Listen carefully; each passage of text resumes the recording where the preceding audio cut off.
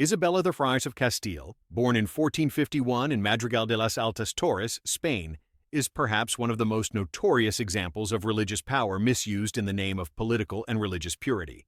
Ascending to the throne in 1474, Isabella became a key figure in the unification of Spain, often aligning her actions with Catholicism to consolidate her authority. In her pursuit of religious homogeneity, Isabella and her husband Ferdinand II of Aragon initiated the Spanish Inquisition in 1478. The Inquisition was designed to root out heresy, targeting Jews, Muslims, and other religious minorities, forcing them to convert to Christianity or face torture and execution. Thousands were burned at the stake, and many more were tortured or expelled from Spain.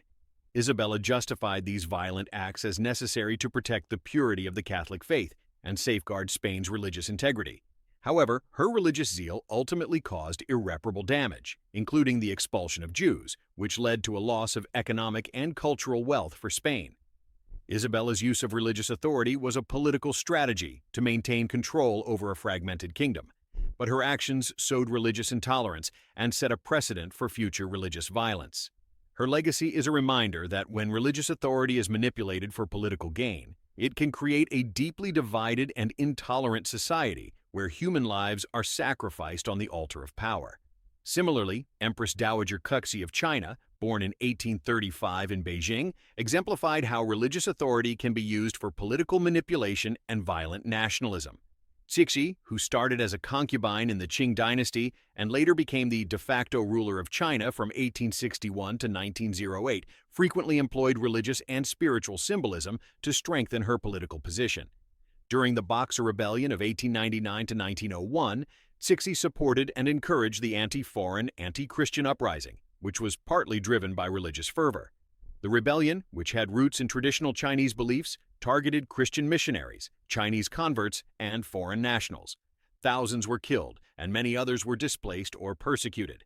Cixi's support of this movement was partly to shore up her power, as she faced pressure from foreign powers and internal factions. By aligning herself with the religiously charged anti-foreign sentiments, she solidified her rule, but at the cost of countless lives. The Boxer Rebellion also weakened China's position in the world, leading to humiliating defeats and the imposition of foreign control over Chinese territories. The violence that Cixi incited in the name of religion not only deepened the divide between China and the West, but also destabilized the Qing dynasty, which eventually collapsed in 1912.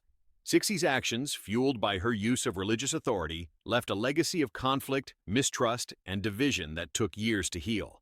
Her reign serves as a powerful example of how religious rhetoric can be twisted to serve the interests of a ruler, exacerbating national and international tensions.